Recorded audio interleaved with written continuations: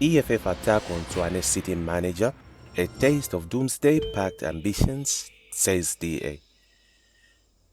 The Democratic Alliance DA in Tshwane has come out in defense of the non-political city manager, Johann Mettler, who is under fire from the ANC and EFF-led coalition for reprimanding the municipal workers for celebrating the removal of former DA Mayor Cilliers Brink. Brink was removed as city mayor last Thursday through a motion of no confidence that was sponsored by the ANC. This was also supported by Action SA and the EFF. In an internal letter that was leaked to the media, Mettler reprimanded the workers who were celebrating Brink's ousting. In the letter, Mettler demanded professionalism and unity, adding that their conduct was despicable.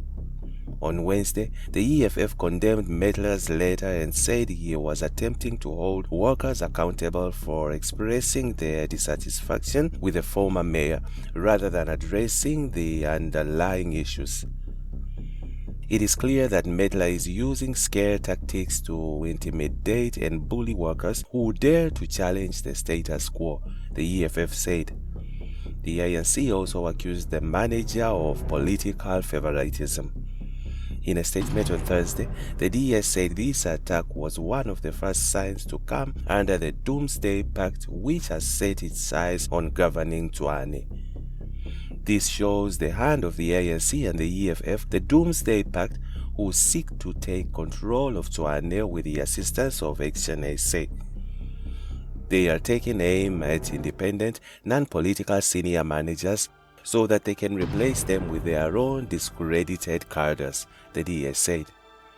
The Blue Party vowed to fight in court if necessary to defend the city administration from the attacks of the parties. Meanwhile, the DA Federal Chairperson Helen Zille said Brink's removal could jeopardize the relationship between the DA and the ANC nationally. Meanwhile, DA in Joburg serves city with court papers for blue light abuse. The Democratic Alliance DA caucus in Johannesburg has called on the City of Johannesburg COJ to revisit its VIP protection policy, saying it is irrational, unlawful, and unconstitutional. The city approved the policy earlier this year. It is spending over 3 million rand a month on VIP protection with about 60 bodyguards and 40 vehicles. Service delivery has suffered as a result of the city's budget revision, which went from 83 billion rand to 76 billion rand as a result of falling revenue. The city is financially strained. The party took the city to court, accusing it of misusing the blue lights, and also stated that this violated the Municipal Systems Act. We are asking the courts to declare the city's VIP protection policy and subsequent decision made in council to approve it irrational, unlawful, and unconstitutional. More so than this, we urge the courts to consider a court order against those individuals who made the unlawful decisions to bring the motion to council. This is a step in holding officials and the executive who benefited from unlawfulness to account. We will do everything in our might to fight for responsible use of the residents of Johannesburg's money. That seems to be something the COJ's executive needs to be reminded about. It is not your money, but the residents of the Johannesburgs, the DA said. While residents grapple with electricity's increases, surcharges on top of increases, water shedding and load reduction, caucus leader Belinda Kaiser Echezonjoku stressed that the city's executives were being driven around in blue lights paid for by the suffering residents. She mentioned that her party cannot sit while the city was ransacked of its resources.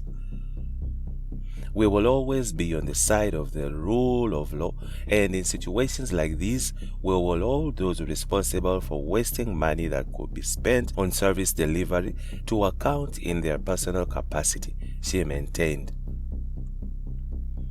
Meanwhile, disgrace to the party. MK Party requests 3 Mpumalanga members to resign from legislature. The Umkhonto Wesizwe Party, MKP, has requested 3 of its members in the Mpumalanga legislature to voluntarily resign after bringing the party into disrepute.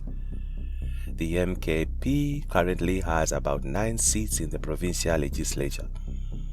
In a letter seen by IOL, the party's Secretary General Sfiso Maseko told the members to tender their resignation within 3 days before further consequences. IOL understands that the members were under investigation of mismanagement, although the party did not elaborate on the decision. The constitution of the party and code of conduct, which all seek to protect the integrity and image of the party. The party is requesting you to voluntarily resign from the Mpumalanga provincial legislature, the letter said. Maseko further warned them not to defy his orders. In the event you don't comply with this directive, the MK party will have no other options but to formally remove you as per MKP guidelines of deployees to legislature and parliament. Speaking to the SABC, the party spokesperson in Mpumalanga, Tshwane, admitted that the party had internal issues but they could still be addressed internally. So now, as the Provincial Interim Committee, all we did is to do the submissions to the highest command in terms of saying this is what we are having, please guide us. So what we are expecting now is that the highest command will be giving us a guideline in terms of making sure that we work better and make the MK party in this province to be a better liberation vehicle, Tshwane said. Meanwhile, in August during a media briefing in Johannesburg, Party President Jacob Zuma made it clear that resignations and firing will be soon more if members fail to take orders. This was after the party had expelled 18 members who were MPs. And lastly, AfriForum calls DA and EFF to reconsider GNU participation amid Bella Act concerns. AfriForum has unanimously called on the Democratic Alliance DA and the Freedom Front Plus FF Plus to reconsider their participation in the Government of National Unity GNU if the controversial clauses of the Bella Amendment Act, which it says threaten African schools, are implemented unchanged. IOA reported that President Cyril Ramaphosa last month signed the bill into law, but due to opposition from the DA, delayed the implementation of clauses 4 and 5 for 3 months to allow for negotiations with parties in the GNU. Cilliers Brink, CEO of AfriForum, expressed concerns about the faction of anti-Afrikaans activists within the African National Congress and the Gauteng government who are reportedly undermining Ramaphosa's efforts to further discussion on the Bella Act. This anti-Afrikaans group is openly out to derail constructive discussions and steamroll the implementation of the Bella Act in its current format, Creel said. He emphasized that the hope for a cooperative era within the GNU could be shattered if it becomes apparent that the DA and the FF Plus are merely following ANC policies, including those that jeopardize African schools. Hannah Arendt said that one does not have the right to obey injustice.